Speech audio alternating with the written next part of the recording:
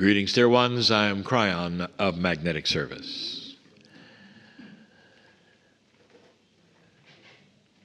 We are still in the country of Nepal, a beautiful resort, as the tour begins to come to a close. I have selected this time to give you what I would call an advanced message. It's not simple. It's difficult to understand. It's more than esoteric. It's beyond that. And many will not understand. But I wish to do very best I can to present to you the reason why human beings have such a difficult time approaching peace.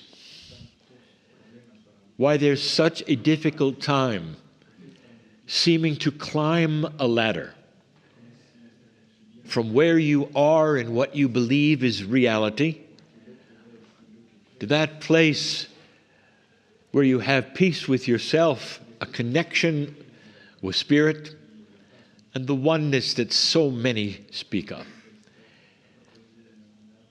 It's difficult for all. It's difficult for those in this land. It's difficult for any human being on the planet. Some cultures make it easier, but even then, it goes against something that is primal in the human being. And so this particular message is going to be difficult to grasp. So I want to give metaphors and try to ask you to put yourself in these places and answer the questions along the way that I will present to you. Not long ago, many of you in this room got a chance to board an airplane and fly to the Himalayas. And the excitement was there as they flew to the mountains and you saw the beauty, the purity of such a mountain range. You got to see the famous Mount Everest, the tallest mountain on earth. You're in the right place at the right time, and the weather was spectacular. So let's examine, just for a moment, the attributes of that particular adventure. When you started, you climbed into the machine, you put on your seatbelt, and you flew to altitude. So let's look at where you were when you started. You're on the ground. Most human beings are in this particular place. There's a little bit of pollution. Perhaps pollution in this particular example would be the challenges of life. The pollution that gets in the way of clear thinking, of clear seeing, where you have fears and troubles of what's coming, or perhaps you're dealing with that which is a disease or some kind of malady, something that would disturb you, that keeps you, literally, from the love and the peace that we speak of. You may be here on this trip or just listening to this, but this is where most humans are. Day-to-day life creates these challenges. There is fear, there is anger, there is frustration, there is unhappiness. There is also the reverse, but we haven't got there yet. Because most human beings wallow in that which is the issues of negativity.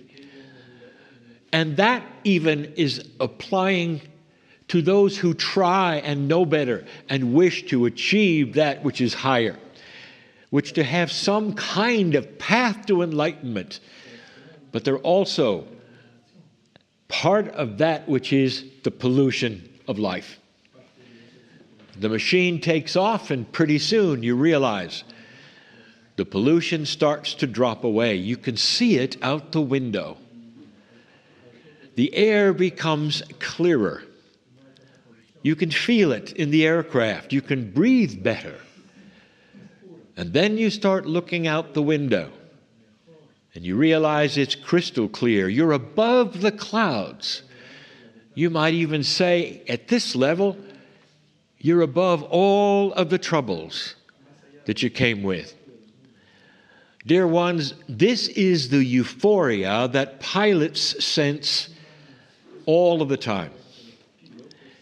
You'd be interested to know that even those veteran pilots who have been flying for 20 and 30 years, when they get above the clouds, there's something that happens, a bit of euphoria. They can't help it because it's right in front of them. They're above all of the issues of life. They are free. Ask any pilot why they continue, and it'll be the same answers as the mountain climber. They're above the clouds. They're above all things that they were born into. And for the short moments that they're above those clouds, they are different, and they feel different, and it's beautiful. And that's where you were in that aircraft, a euphoria of looking at nature. The Himalayas are grand. The idea of how they were formed on the earth is spectacular. Snow-covered mountains that are just beyond beautiful. So let's stop there. I just gave you two realities. One, you're on the ground fighting the pollution, and one, you're above the clouds, where everything below you doesn't bother you anymore. Two complete, different realities. Now here is the question, and where it starts to get difficult. Which one is real?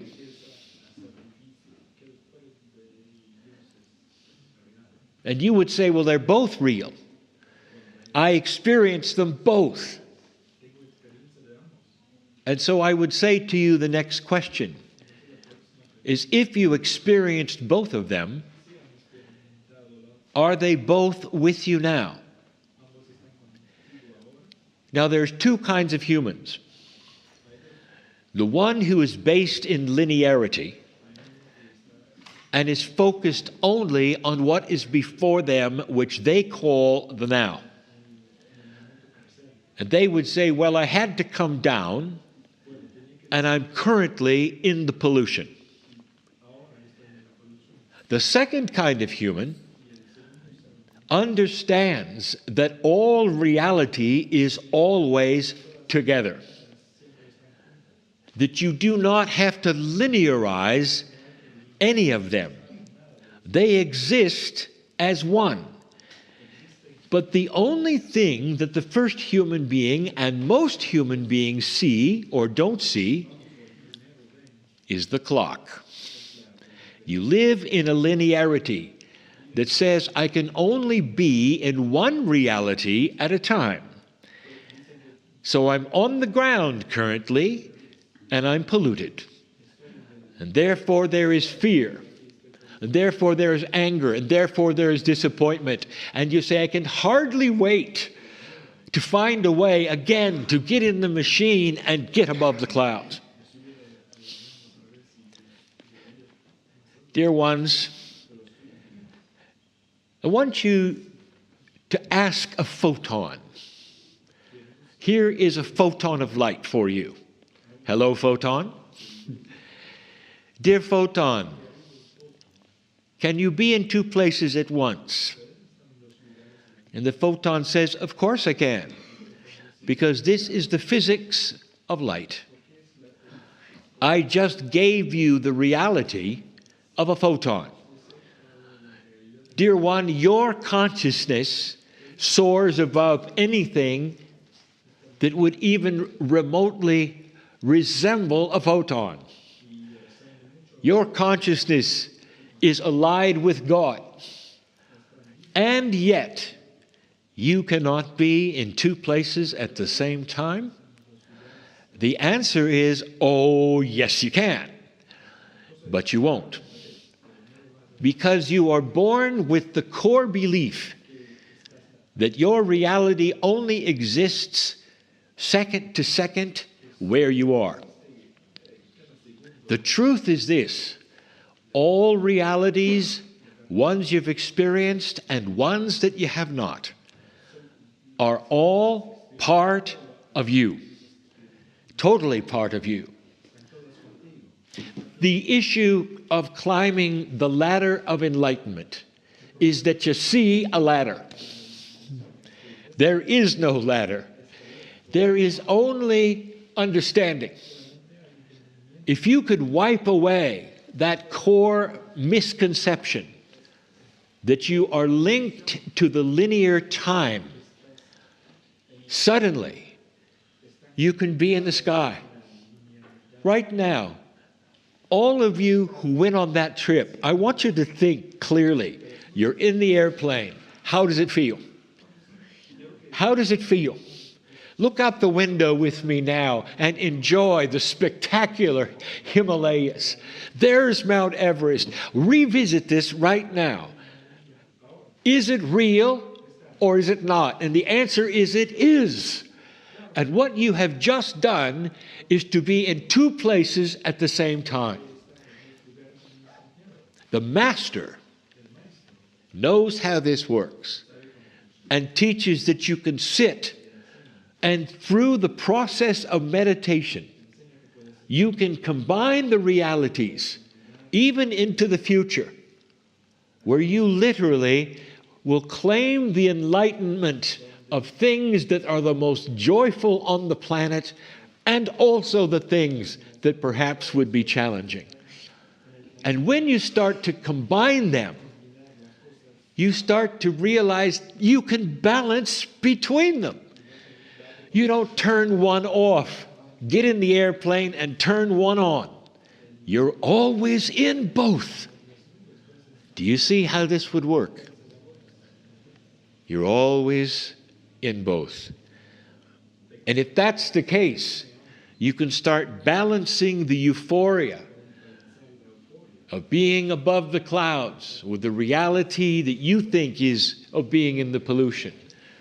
And when you start looking at both of them, the brain starts to ask, where would I like to balance? And the answer is, I want to balance above the clouds. You can walk from place to place with the enlightenment, not have climbing a ladder, of trying to find something better, but instead you are something better. There is no linearity to the enlightened oneness. The linearity is gone. And in this great land, and all of the lands you've been in so far, the process is to meditate in order to create this within you. Someone says, I've been trying for years. If I could only get to this place, I've tried to have peace, but I cannot. I just told you why. Because you're stuck with a clock. And the core information that says your reality is where you stand, and it isn't. It isn't. It isn't. Your reality is where you take it, dear ones. And some of you have to sit and think of these things and be quiet and concentrate in these things. There is also future reality. The one who has the disease, who is above the clouds without the disease, the one who's having difficulty with their biology, who is above the clouds and no longer has it. You're looking into a future that exists if you choose for it to. And that is why This mind of yours, this quantumness of oneness of yours, not only extends to the past and the present as you see it, but also a future that you will create yourself. This is why you can be joyful over the healing that you're going to have. That you can be joyful of always knowing what it's like above the clouds. And no matter what it is that you think is before you or the worries, you can take a deep breath, knowing that your reality is wherever you want it to be. Those will be angry around you because they're walking in the soup of the pollution, and you're not. You're not. Because you figured out how to be in two places at the same time. That is physics. That is you. You belong to this planet, and you belong to how it works. And if a photon can do it, you can do it.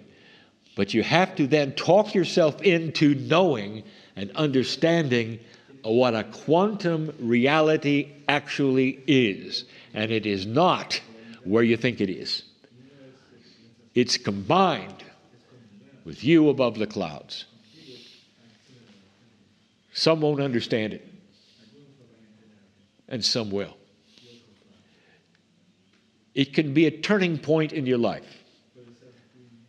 There's no better place than in these areas to speak of these things which are understood by the masters. Difficult to explain, very. You have heard it many times by some of the monks who try to give you the idea of what it might be like. And yet, they only have the linearity of speech. What about the photon? It exists in two places at once. That's science. What about the science for you? You can do the same. Namaste. And so it is.